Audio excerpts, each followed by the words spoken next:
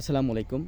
সঠিক নিয়মে আপনি কিভাবে ফেসবুক পেজ ডিলিট করবেন, আজকে কিন্তু আমি সেটাই আপনাকে দেখাবো। তো এজন্য কিন্তু আমার ভিডিওটি আপনাকে কন্টিনিউ করতে হবে। তো চলুন স্ক্রিনে নিয়ে যাই। ওয়েলকাম ব্যাক বন্ধুরা। তো এজন্য আপনাকে আপনার ফেসবুকের প্রোফাইলে আপনাকে লগইন করতে হবে। তো আমি আমার ফেসবুক প্রোফাইলে চলে আসছি। এরপরে এই যে প্রোফাইল আইকনটি আছে এটার উপরে আমাদেরকে ক্লিক করতে হবে। তো আমি আমার প্রোফাইল আইকনে ক্লিক করলাম। এরপরে ফেসবুক যে পেজটি আপনি ডিলিট করতে চান সেটা কিন্তু আপনাকে লগইন করে নিতে হবে। তো আমি এই যে ফেসবুক পেজটি আছে এটা আমি ডিলিট করে দেব, তাই আমি এটা প্রথমেই লগইন করে নিচ্ছি। তো লগইন হয়ে গেছে। এরপরে আবারও এই যে প্রোফাইল আইকন আছে প্রোফাইল আইকনের উপরে আমাকে ক্লিক করতে হবে। এরপরে আমরা চলে যাব সেটিংসে ক্লিক করতে হবে। সেটিংসে ক্লিক করার পরে আমরা পেয়ে যাব এই যে সার্চ অপশন একটি রয়েছে, সার্চ, এখানে আমরা ক্লিক করব।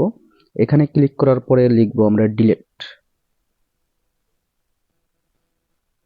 তো দেখুন এখানে কিন্তু আমার এই যে delete Bahadur space and information অর্থাৎ এই অপশনটা কিন্তু চলে আসছে, অর্থাৎ আমার পেজ যে নামটি রয়েছে সেটা কিন্তু চলে আসছে। এটার উপরে আমাকে ক্লিক করতে হবে। তো আমি এটার উপরে ক্লিক করলাম।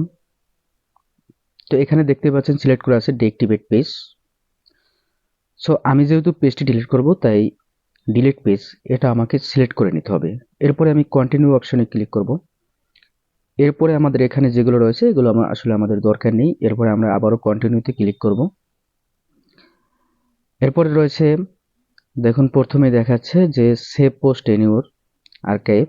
সো আপনি চাইলে এখানে আপনার যে পোস্টগুলো সেভ করা আছে সেগুলো আপনি রেখে দিতে পারেন। এরপরে রয়েছে নিচে আরেকটি অপশন রয়েছে ডাউনলোড এর ইনফরমেশন। আপনি চাইলে এখান থেকে আপনার পেজে যে ইনফরমেশনগুলো আছে সেগুলো আপনি এখানে ডাউনলোড করে রাখতে পারবেন।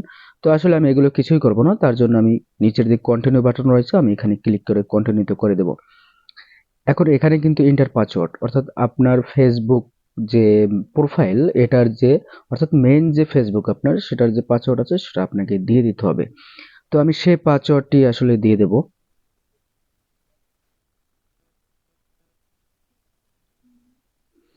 আমি এটা দিয়ে দিলাম। এরপরে আমি কন্টিনিউ অপশনে ক্লিক করব। এরপরে আমাদেরকে ওয়ার্নিং দেওয়া হচ্ছে যে আসলে কি আপনি পেজটি ডিলিট করতে চান কিনা, কোনো ইনফরমেশন আপনি রাখার কোনো চিন্তা ভাবনা আছে কিনা আপনার।